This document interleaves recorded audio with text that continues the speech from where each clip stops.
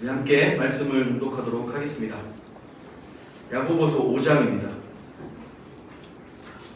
5장 13절에서 18절까지 저와 여러분이 한 절씩 교독하도록 하겠습니다. 13절입니다. 너희 중에 고난당하는 자가 있느냐? 그는 기도할 것이요 즐거워하는 자가 있느냐? 그는 찬송할지니라. 너희 중에 병든 자가 있느냐? 그는 교회의 장로들을 청할 것이요 그들은 주의 이름으로 기도를 하느냐? 그를 위하여 기도할지니라. 믿음의 기도는 병든 자를 구원하리니 주께서 그를 일으키시리라. 혹시 죄를 범하였을지라도 사하심을 받으리라. 그러므로 너희 죄를 서로 고백하며 병이 낫기를 위하여 서로 기도하라. 의인의 강구는 역사하는 힘이 큼이니라. 엘리야는 우리와 성정이 같은 사람이로되 그가 비가 오지 않기를 간절히 기도한즉 3년 6개월 동안 비가 오지 아니하고 다시 기도하니 하늘이 비를 주고 땅이 열매를 맺었느니라. 아멘. 우리에게 주신 하나님의 말씀입니다. 자리에 앉으셔도 좋습니다. 그래서 오늘 기도 얘기를 좀 하려고 해요. 지난 우리가 한 7월, 6월부터 베드로전서 이야기를 하면서 흩어진 나무네로 우리가 부름받은 삶의 현장 속에서 어떻게 살아갈 것인가 얘기를 많이 했습니다. 사실 요약하면 이런 겁니다. 성경대로 성경의 사람들, 사도신경에 있는 사람들, 사도행전에 나오는 사도들처럼 거기 있는 사람들이 튀어나와서 사는 것처럼 사는 것. 그게 뭘까?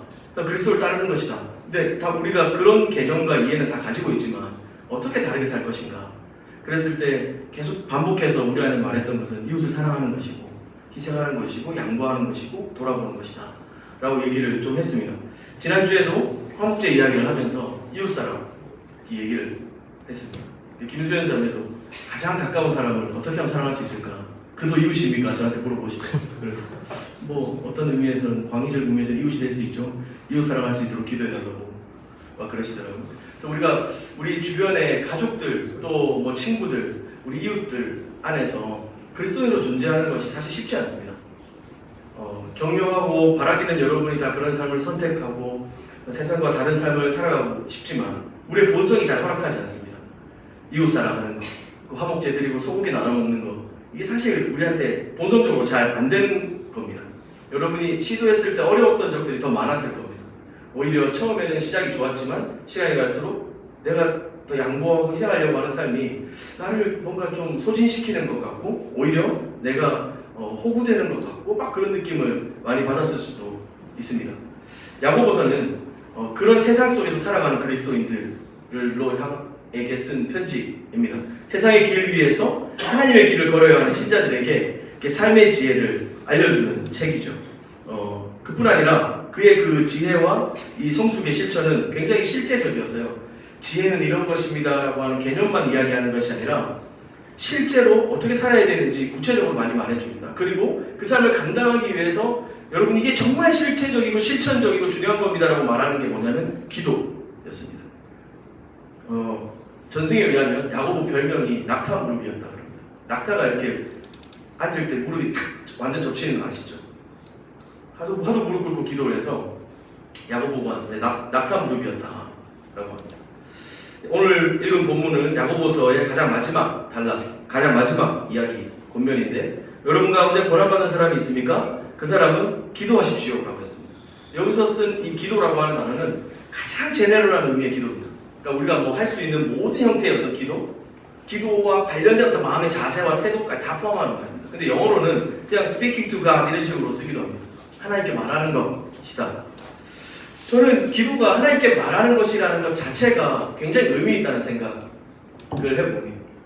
여러분이 답답할 때는 가장 가까운 사람에게도 아무 말도 할 수가 없죠. 그리고 여러분 스스로에게도 아무 말도 할 수 없어서 막 한숨만 쉬게 되고 생각하고 고민하면 할수록 더 어두워지고 답답해지고 막 그렇게 삶이 더 이렇게 스파이럴하게 안 좋게 되는 것을 느끼게 될 겁니다. 그런데 그럴 때 아무 조건 없이 내가 뭔가 말할 수 있고 나눌 수 있는 사람이 있고 나를 수용해주고 들어주는 사람이 있다면 굉장히 격려가 되겠죠. 우리 하나님은 그런 분이시잖아요. 하나님은 아버지이시기도 하시고 우리를 창조하신 하나님이시기도 하십니다.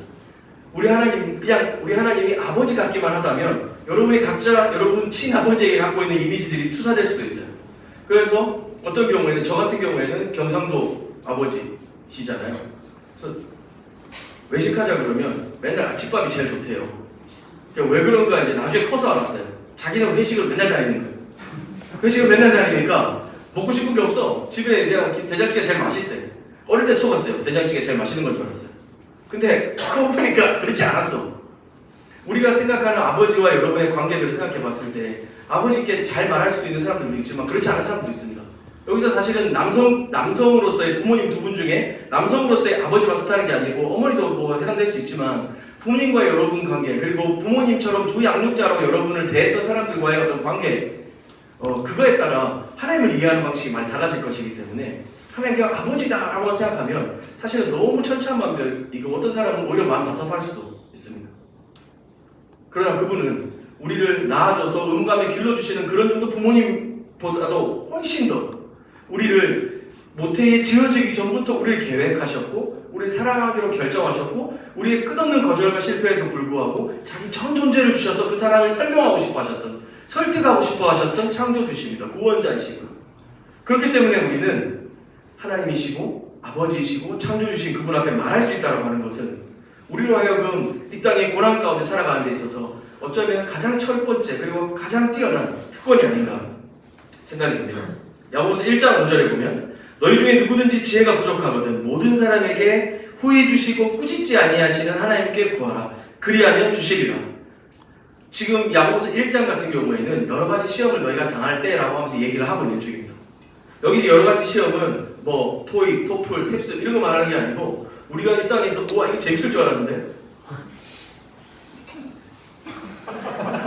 항상 재밌을 수는 없으니까 그렇죠? 괜찮아요. 그래서 이게 여러 가지 그 시험이라고 했을 때 우리가 이 땅에 살아가면서 경험할 수 있고 우리가 부딪힐 수 있고 또 우리가 이렇게 어려운 일을 맞닥뜨리기도 하지만 실제 우리 내면에 드는 질문과 불안들일 수도 있고 모든 걸 다 포함합니다. 그렇게 본다면 세상 속에서 살아가는 신자에게 여러 가지 시험이란 늘 존재하는 것이죠. 늘 존재하는 것입니다. 그럴 때마다 너희 누구든지 하나님께 지혜를 구하라. 그리하면 하나님 주실 것이다. 이거는 야고보가 신자들에게 기도하라. 너희가 가진 기도의 특권에 대해서 설명하실 때 좀 설명해서 하는 것이었습니다. 기도에 대해서 말을 좀 풀어서 말하는 것. 구해라. 지혜를 구해라. 그러면 하나님 주실 것이다. 다시 5장 13절로 오면요. 너희 중에 고난당하는 자가 있느냐? 너희가 여러 가지 시험 중에 있다면 누구든지 뭐 하라고? 기도해라. 라고 얘기합니다. 기도해라. 나는 고난이 없는데 그럼 기도 안 해도 되나? 난 괜찮은데 순탄한데 뭐 이렇게 생각하는 사람들이 있을 수 있겠죠. 여기서 이 고난이라는 단어는 수고하다, 열심히 일하다 또 포함됩니다. 그리고 당연히 서퍼링, 고통받는 것도 포함이 되고 그리고 경제적으로 어려운 것도 포함이 되고 뭐 질병도 포함이 되고 뭐 심정적으로, 영적으로 이 모든 것들을 다 좀 담고 있는 이야기입니다. 여러 가지 시험을 당하는 여러분 이 땅에 그리스도인으로 살아가는 데 있어서 여러분이 감당해야 되는 세계와의 충돌과 여러분 친구들 사이에서 여러분의 그 말 한마디 행동 하나까지도 사실은 시험과 같이 우리를 넘어뜨릴 때가 있습니다. 아니 혼자 있고 혼자 본인의 삶을 고민하고 생각할 때도 우리는 그 시험 가운데 있기 마련입니다. 제가 읽었던 최영삼 교수의 야고보서 연구소 제목이 그 야고보서를 연구한 책의 제목이 지붕 없는 교회예요. 왜 지붕 없는 교회일까? 끝까지 읽고 나니까 알겠더라고요. 교회는 그리스도 터 위에 지어졌습니다. 그리스도 터 위에 지어졌습니다. 그러나 그리스도인의 삶으로 그 지붕이 지어진다는 거죠. 그러니까 지붕 없는 교회는 어떨까요? 지금 우리 지붕 없다고 생각하면 어떨 것 같으세요? 집에 가야죠. 집에 가야죠. 여기서는 뭘 할 수가 없습니다. 여기가 이제 예배당입니다. 아무리 얘기해도 그 기능을 설명할 수가 없죠. 담아낼 수가 없습니다. 그리스도의 삶이 지붕이라는 겁니다. 그러니까 그리스도의 삶이란 우리가 그냥 교회 안에서 일어나는 활동들뿐만 아니라 교회 문턱을 넘어 모든 일상들도 포함되는 것이죠. 여러 가지 시험 안에서 우리의 신앙과 믿음이 도전받는 우리의 삶의 모든 일상 가운데서 우리는 지혜가 필요합니다. 그 삶을 이 터 위에 지어진 교회 그리고 이 교회로 살아가는 우리의 삶의 지붕을 짓기 위한 우리의 삶은 하나님께 구하고 주님께 요청하고 주님이 우리를 꾸짖지 않으시고 우리를 가득가득 채워주신다는 확신과 믿음 가운데 그 기도를 통해 또 한 번 걸어가고 또 한 번 걸어가는 삶이 되는 겁니다. 우리는 그 기도를 통하여서 인내할 수 있고 기다릴 수 있습니다. 야고보서 내내 기도를 말하면서 고난을 말하면서 덧붙이는 말이 인내입니다. 기다리는 것이죠. 기도의 특징이 그런 거 아니겠습니까? 우리가 기도를 하면서 마음에 큰 위로를 받고 즉각적인 응답을 받기도 합니다. 저는 믿습니다. 그러나 대부분 우리는 주님이 응답하실 때까지 기다립니다. 그리고 그 응답을 해석하기도 합니다. 때로는 응답인지 모르고 지나가는데 그 응답을 여러 다른 상황들을 통해서 깨닫게 되기도 하죠. 야고보는 그걸 알았던 것 같습니다. 초대교회 성도들에게 여러분 지붕 없는 삶이 없어서 지붕 없는 교회로 그냥 이렇게 텅텅 비어 하늘에 떨어지는 비 한 방울 막을 수 없는 여러분의 이 모습을 보십시오. 그러나 인내하고 기다리십시오. 여러분이 기도를 통하여 인내하고 기다리십시오. 기도를 통하여 여러분의 집에 지붕이 지어질 것이고 그리스도 터 위에 지어진 우리의 삶을 통하여 우리는 하나님의 교회로 이 땅 가운데 빚어지고 걸어갈 수 있을 겁니다. 라고 도전하는 거죠. 시험을 또 당하면 이런 일이 있습니다. 우리의 연약함이 드러나죠. 고난이 없을 때는 우리 잘 모릅니다. 그러나 시험을 당하면 우리 부족한 것들이 드러납니다. 돈도 없고 환경이 안 되고 인격이 부족하고 실력이 모자란 내 자신이 다 드러나게 됩니다. 하지만 진짜 부족한 것은 이 모든 일에 대한 하나님의 뜻, 곧 그가 이 모든 일을 통해서 무엇을 하고자 하시는가, 이것을 모른 채로 무지한 채로 살아가는 우리의 삶이 사실은 가장 부족함이 아닐까 생각이 됩니다. 그러나 시험이 있을 때 우리는 그 부족함 속에서 그 하나님을 경험하게 됩니다. 시험을 만나게 되더라도 우리의 살아있는 믿음을 도리어 경험하게 됩니다. 왜냐하면 우리 안에 가득한 나에게 만족을 주고 내가 붙잡고 있는 그 무언가들이 그 시험을 통해서 다 흩어집니다. 고린도 교회를 향한 바울의 편지 중에 마지막 때가 되면 모든 공력으로 심판하실 텐데 그래서 터 위에 지어지지 않는 것은 다 사라질 것이다. 우리가 그때 시험을 맞이할 때 진짜 우리의 신앙을 점검하게 되고 우리는 진짜 우리가 기도해야 될 것이 무엇인지를 가다듬게 된다고 하는 것이죠. 그래서 야고보는 이야기하는 겁니다. 고난당할 때 여러분 기도하십시오. 고난을 피해가거나 그 이유를 어떻게 막 알아내고자 하기보다 여러분 쭉 걸어가십시오. 고난을 당하는 자 있습니까? 기도하십시오. 지혜를 후히 주시고 꾸짖지 않으시는 하나님께 기도하십시오. 견뎌내고 인내할 뿐 아니라 앞으로 나가게 될 것입니다. 지쳐 쓰러져서 망가진 채로 주저앉지 않을 것입니다. 우리는 이 고난을 통과하고 주님 허락하신 옳은 방향으로 부르신 그곳으로 나가게 될 것입니다. 기도를 통해서. 14절에 가면 좀 더 구체적인 기도의 내용을 이야기합니다. 여러분 가운데 병든 사람이 있습니까?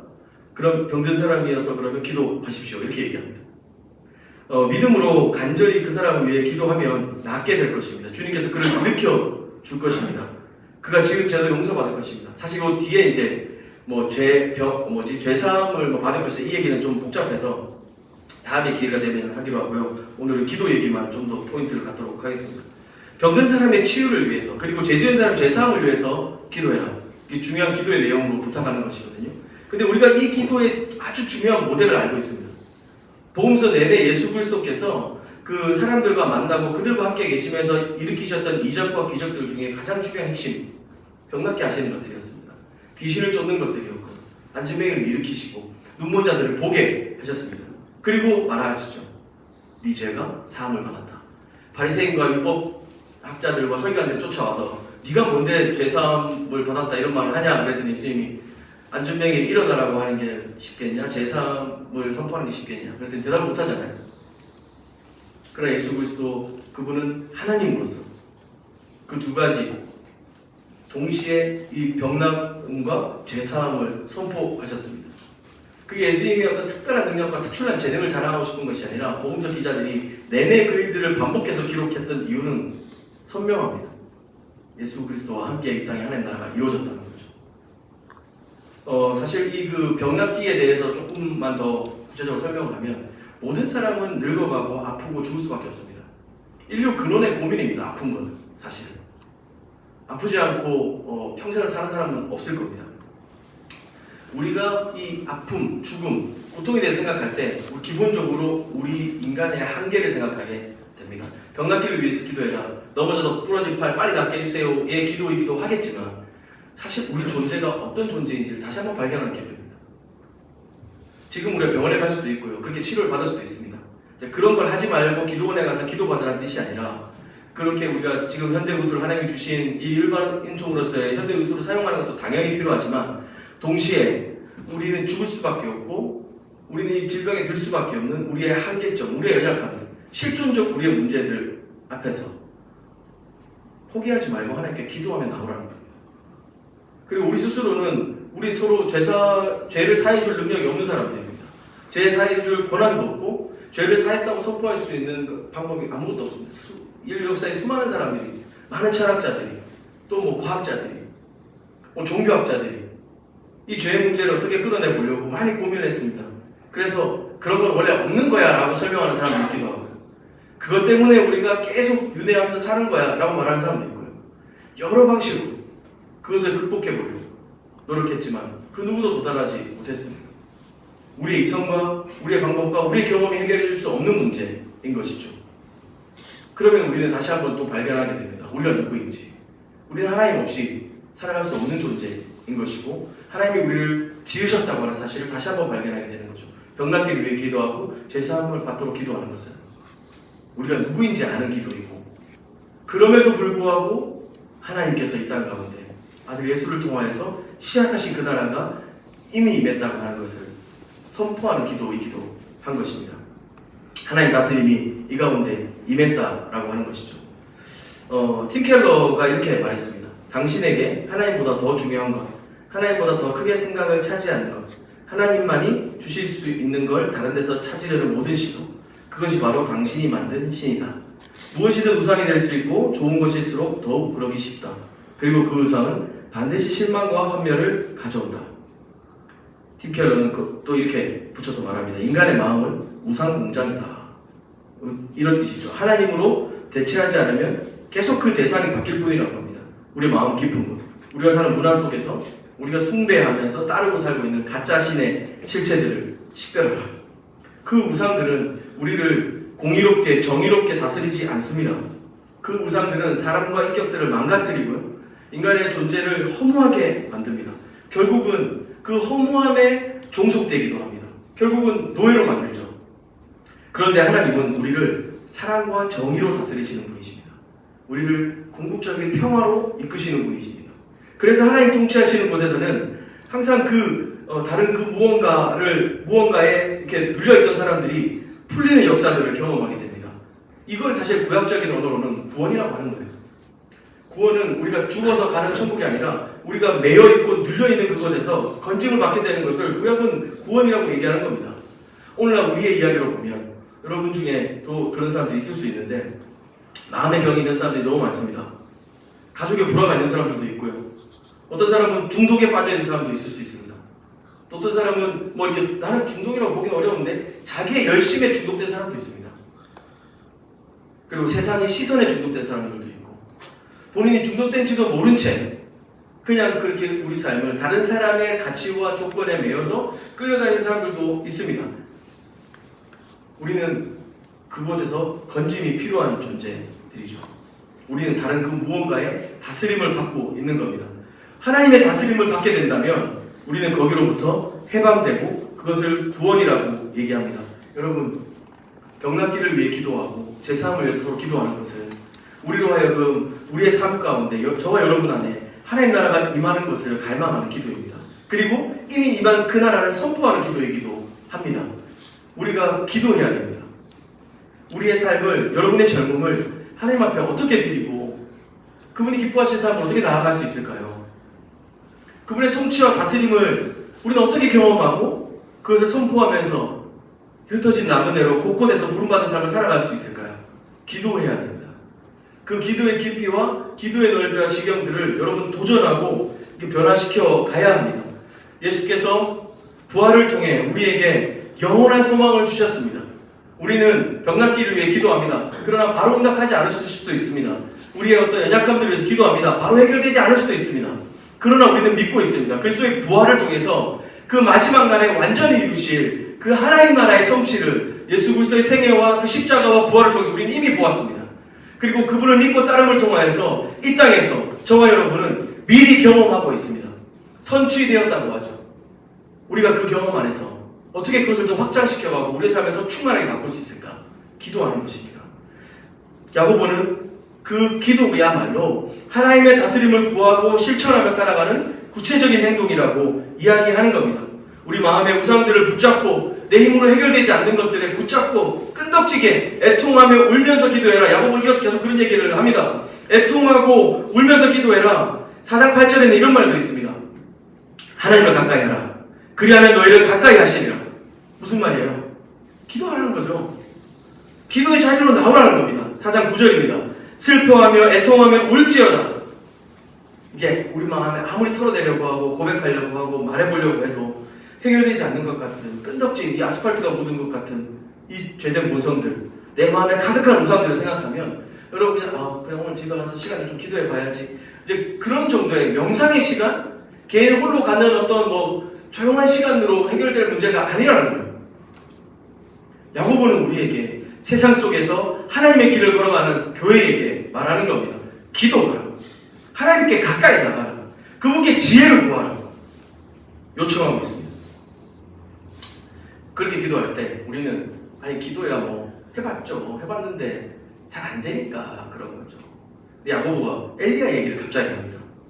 16절에서 야고보가 엘리야 얘기를 해요. 의인이 기도는 역사하는 힘이 많다 이러면서 엘리야가 기도했더니 3년 6개월 동안 비가 내리지 않고 사실은요 여러분 그 엘리야상 열왕기 상에 가보시면 엘리야가 비가 오지 않도록 기도하지 않았습니다. 하나님이 그렇게 말하라고 했어요.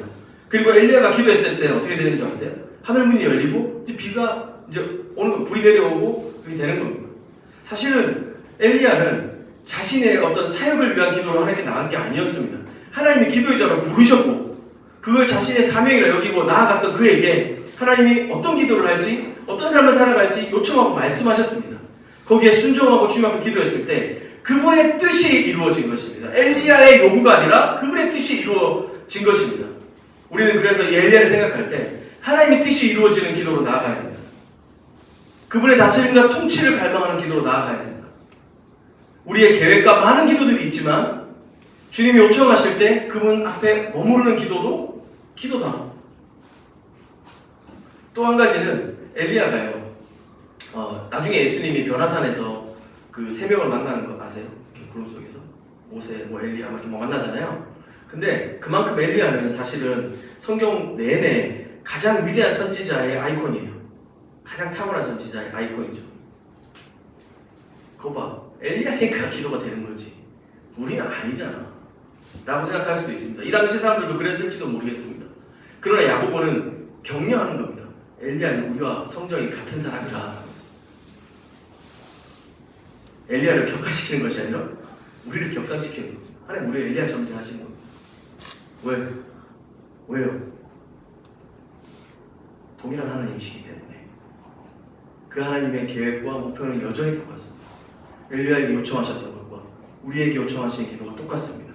우리의 삶 가운데 그분의 통치와 다스림이 나타나는 것, 하나님 나라의 영광이 충만하게 드러나는 것, 그 나라 안에서 사자굴에 어린아이가 손 놓아도 괜찮고 같이 어린 양과 뛰어놀고 눈물과 고통이 없고 칼과 창을 바꿔서 삽과 보석으로 만들어서 다시 에덴 동산을 이룰 수 있는 그 하나님 나라의 꿈, 오늘 우리의 기도 가운데 하나님 요청하시는 기도, 그런 것입니다. 야고보서 4장 3절에 보면 야고보가 이런 얘기를 합니다. 너희가 얻지 못하는 것은 구하지 않기 때문이다. 기도해야 된다. 그리고 또 이어서 말합니다. 야고보가 너희가 구해도 얻지 못하는 것은 또 뭐 때문이라고 하면서 너희가 정욕에 쓰려고 잘못 구했기 때문입니다. 라고 야고보가 이야기합니다. 기도 어렵네.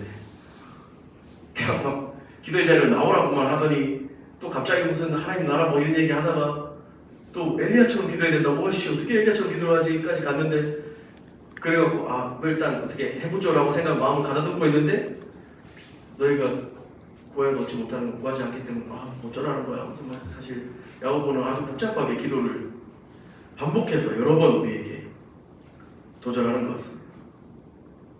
하나님의 다스림이 필요한 영역이 어디까지인지, 나의 작은 습관과 신앙의 실력과 내 성장과 미래 진로와 내 삶, 우리 교회 부름받은 모든 하나님 나라의 뜻과 소망들, 이거를 이번에 특별 새벽 부흥회 때 여러분 기도 가운데 좀 담아봤으면 좋겠습니다. 여러분의 기도를 좀 가다듬고 서로와 기도를 나누고 우리가 어떤 병 낫기를 위한 또 죄사함을 위한 기도들이 필요한지 서로 나누고 서로 격려하면서 야고보는 그 개인이 주님 앞에 나오라고 요청하지만 동시에 너희가 서로 기도하라고 부탁합니다. 하나님 우리를 부르시는 거죠. 그 기도의 자리로 저와 여러분을 부르시는 겁니다. 욥기 1장에 보면 마귀가 와서 욥 이제 하나님한테 이렇게 얘기하죠. 하나님이 욥한테 좋은 걸 주니까 축복해 주시니까 욥이 하나님 사랑하고 따르는 거지. 그 막 조건 하나도 없으면 그런 거 아닐 거라고. 인간이 아무 조건 없이 하나님과 사랑을 나눌 수 있는 존재가 아니라고. 사단은 그렇게 하나님께 이야기하고 참소합니다. 그러나 하나님은 우리를 아주 독특한 존재로 만드셨습니다. 하나님과 소통할 수 있는 존재로 만드셨습니다. 하나님이 그 욥을 시험할 수 있도록 사단에게 허락하신 이유도 하나님 알고 계십니다. 결국 하나님과 소통하고 그분과의 친밀함 안에서 살아갈 수 있도록 우리를 지으셨기 때문에 자신이 있으셨던 거죠. 예수님의 죽음은 그걸 보여줍니다. 그분이 십자가에서 죽으심으로 그 십자가에서 가장 약했죠. 사단과 공중권세 잡은 자들과 악당들은 자신들이 이겼다고 생각했을 겁니다. 그러나 하나님이 가장 약해지신 그 순간 우리는 이제 창조주 하나님과 직접 대면할 수 있는 놀라운 특권 그리고 그 영광스러운 자리로 초대받게 되었습니다. 여러분, 우리는 주님 앞에 머물러야 삽니다. 주님과 더 친밀하게 걸어가도록 기도해야 됩니다. 앞에 얘기한 건 다 잊어먹어도 괜찮습니다. 하나님 여러분을 그렇게 사랑하시고 여러분을 그렇게 기도의 자리로 부르신다는 것. 저는 근데 기도할 게 별로 없는데요. 그래서 특별한 겁니다, 여러분. 그래서 특별 새벽 기도인 거예요. 특별히 나와서 주님 제가 할 말 진짜 없는데 특별한 거니까 일단 앉아 있긴 하겠습니다. 괜찮습니다. 오세요. 주님 그렇게 여러분 부르십니다. 그렇게 주님 앞에 살아가고 주님 앞에 머무는 시간들을 늘려가십시오. 여러분의 기도와 간구를 가다듬어 가십시오.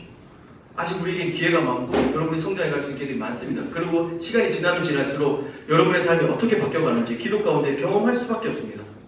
왜요? 기도는 우리를 하나님을 닮아가게 만드니까. 친밀하고 사랑은 우리로 하여금 닮아가게 만듭니다.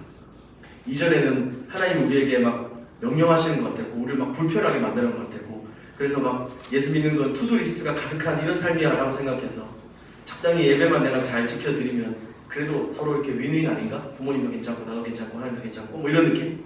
근데 아니에요. 시간이 지나면 여러분이 경험하고 알 수밖에 없습니다. 그분과의 사랑이 깊어져가고 그분이 우리에 대한 사랑들을 여러분이 조금씩 더 경험해 가면 갈수록 그분을 닮아갈 수밖에 없습니다. 그리고 사랑하는 사람의 요청은 우리의 마음에 간절한 열망이 됩니다. 무슨 말인지 아세요? 우리 고은이가 길 가다가 아빠 저 인형 사고 싶어 인형 사주세요 그러면 어디 30살 많은 아빠한테 지금 명령을 하고 있어요. 제가 그렇게 얘기 안 하죠. 제 안에 그것은 제가 세상에서 제일 갖고 싶은 인형이 됩니다. 이해되세요? 무슨 말인지? 하나님이 여러분의 삶을 어떻게 인도하실지 하나님이 여러분에게 어떤 걸 요청하시는지 우리가 그냥 생각하면 답답하고 아니 내가 할 수 있을까 고민하고 두려워질 수 있습니다. 그러나 그분과의 사랑의 관계 그분 앞에서 머무르며 그분을 닮아가기 시작할 때 하나님의 요청은 우리의 마음에 가장 큰 열망이 됩니다. 하나님의 뜻이라는 게 저 멀리 있고 다른 사람이 할 일이 아니라 내가 달려갈 일이 되고 그 불러주시는 내가 너무 감격적으로 바뀌게 되는 겁니다. 이번 특별 새벽 부흥회 때 여러분이 그런 하나님의 성품을 경험하고 그분 앞에 머무르는 은혜를 경험하셨으면 좋겠습니다. 우리 주는 위대하며 능력이 많으시도다. 그의 지혜 무궁하며 인자는 영원하도다. 인자는 영원하도다. 상한 자를 고치시며 상한 자를 고치시며 상처를 사내시도다. 얼굴에 술을 드시며 얼굴에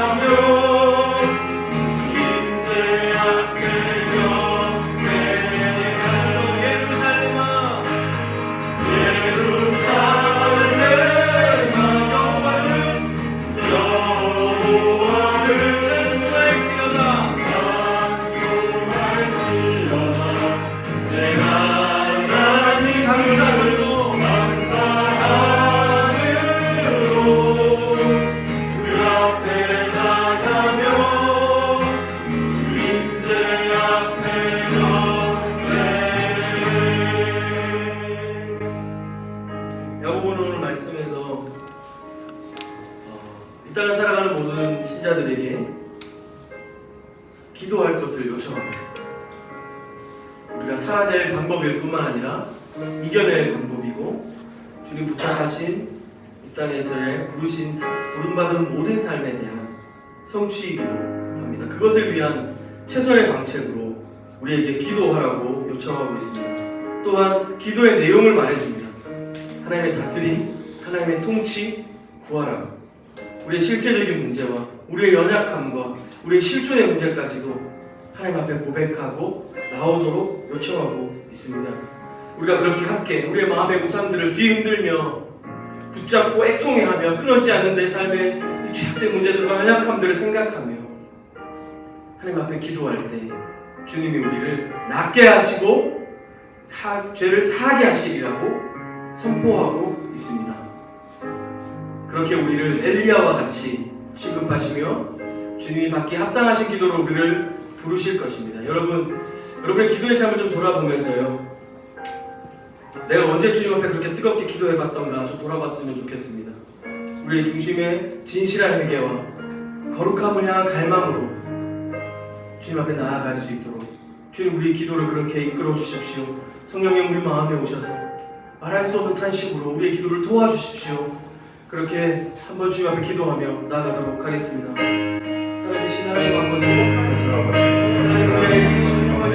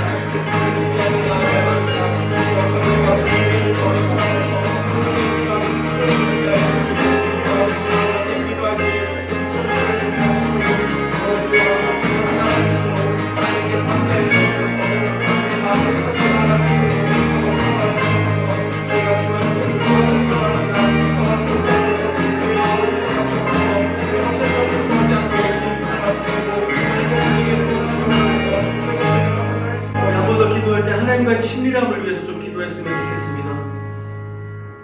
주님 앞에 구할 때 꾸짖지 않고 후히 주시겠다고 약속하셨습니다. 우리가 얻지 못하는 것은 구하지 않기 때문이라고 말씀하십니다.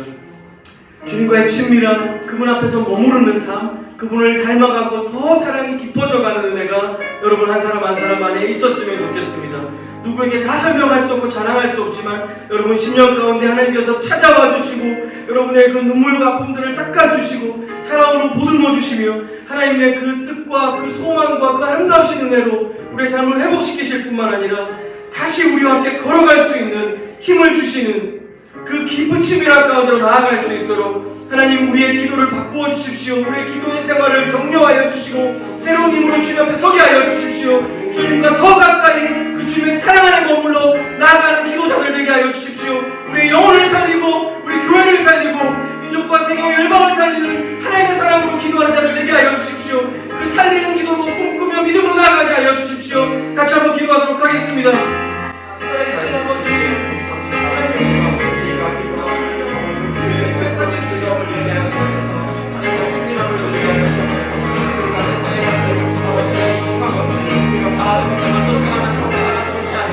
하나님과 친밀함을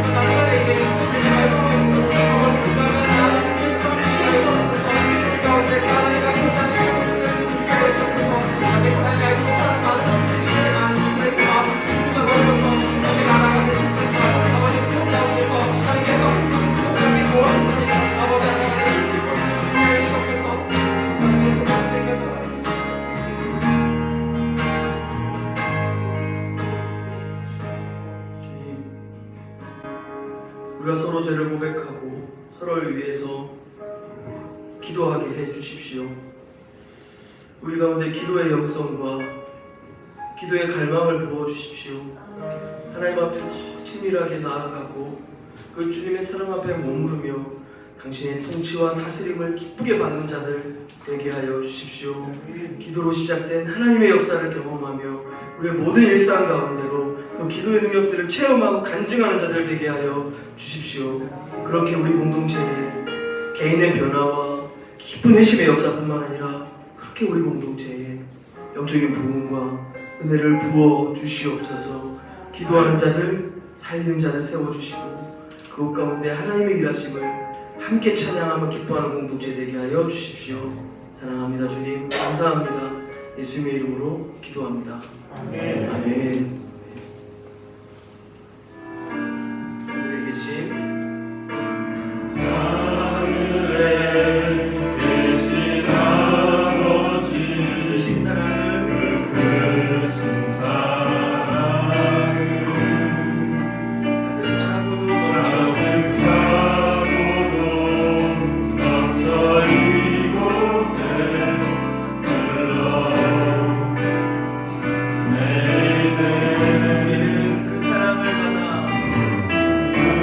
우리는 그 사랑을 받아 조심스레 이어가네. 당신의 나라에 살아갈 이웃들을 위해 아버지의 사랑으로 아버지의 사랑으로 이곳에서 사랑을 이어가네.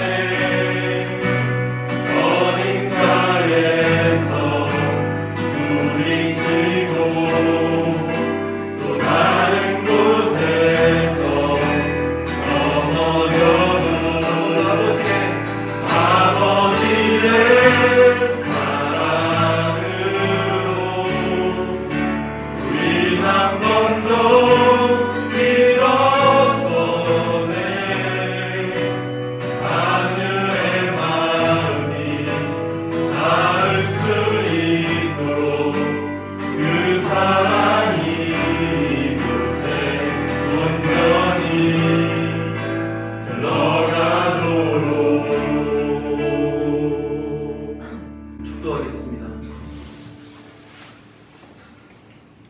이제는 우리 주 예수 그리스도의 은혜와 하나님 아버지의 다함이 없으신 사랑과 늘 동행하시는 성령님의 교통하시니 기도 가운데 깨어서 우리의 영혼과 우리 공동체와 우리의 이웃과 이 땅을 변화시킬 살리는 기도의 주역이 될 우리 사랑하는 소마대청 한 사람 한 사람 머리 위에 항상 함께 있을지어다. 아멘.